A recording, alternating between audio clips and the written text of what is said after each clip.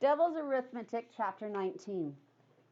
When the dark finally resolved itself, Hannah found she was looking across an empty hall at a green door marked 4N. 4 for the members of my family, Hannah thought, and N for New Rochelle. She couldn't see Chiffre or Esther anywhere. They had slipped away without a farewell. She had almost called out their names, thought better of it, and turned to look behind her.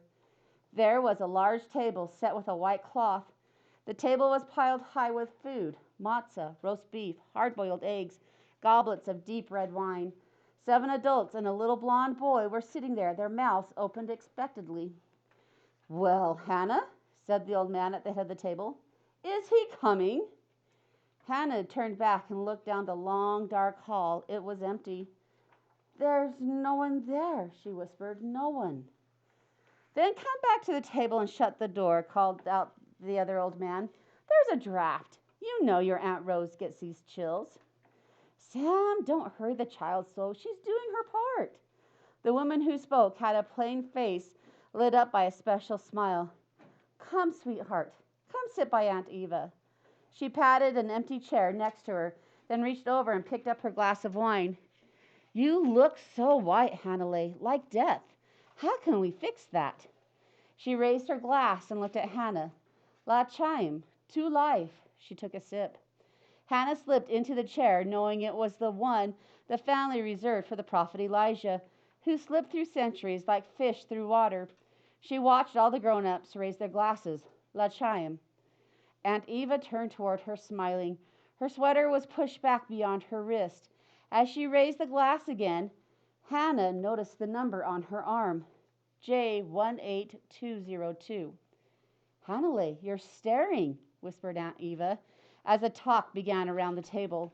Uncle Sam arguing about the price of new cars, Grandpa Will complaining about the latest government scandal, her mother asking Aunt Rose about a book.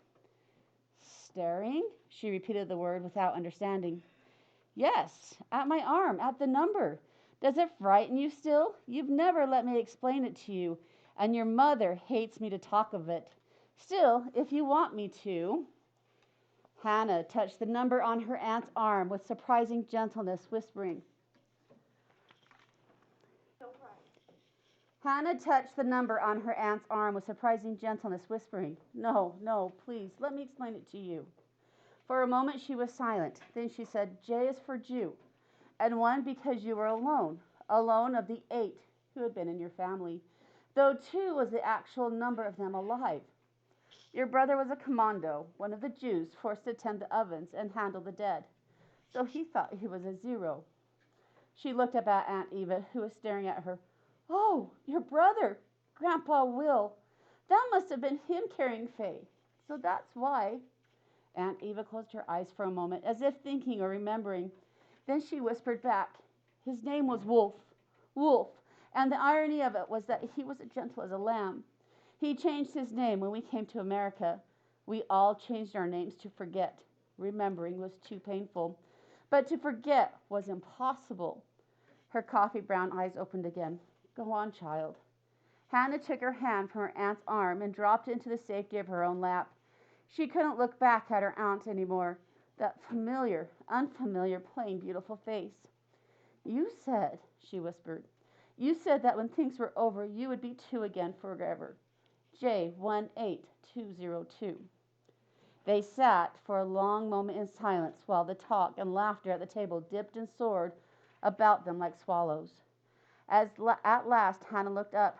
Her aunt was staring at her, as if really seeing her for the first time. "Aunt Eva," Hannah began, and Eva's hand touched her on the lips firmly, as if to stop her mouth from saying what had to be said. "In my village, in the camp, in the past," Eva said, "I was called Rivka." Hannah nodded and took her aunt's fingers from her lips. She said, in a voice much louder than she had intended, so loud that the entire table hushed as it sounded, "I remember. Oh, I remember." Epilouge. Aunt Eva told Hannah the end of the story much later, when the 2 of them were alone, because no one else would have ever believed them. She said that, of all the villagers young Chaya had come to camp with that spring, Only 2 were alive at the end of the war. Yitzhak, who had indeed escaped and lived in the forest with the partisans fighting the Germans, and Gittel. When the camp had been liberated in 1945, Gittel weighed only 73 pounds because she insisted on sharing her rations with the children, but she was alive. The Blokova and all the villagers from Viosk were dead, but among the living, besides Gittel, Yitzhak, and Rivka, were Leah and her baby, a solemn 3-year-old. Gittel and Yitzhak had immigrated to Israel, where they lived close friends well until their 70s. Neither of them ever married. Yitzhak became a politician, a member of the Israeli Senate, the Knesset. Gittel, known throughout the country as Tante Gittel, and Gittel the Bear, organized a rescue mission dedicated to salvaging the lives of young survivors and locating the remnants of their families.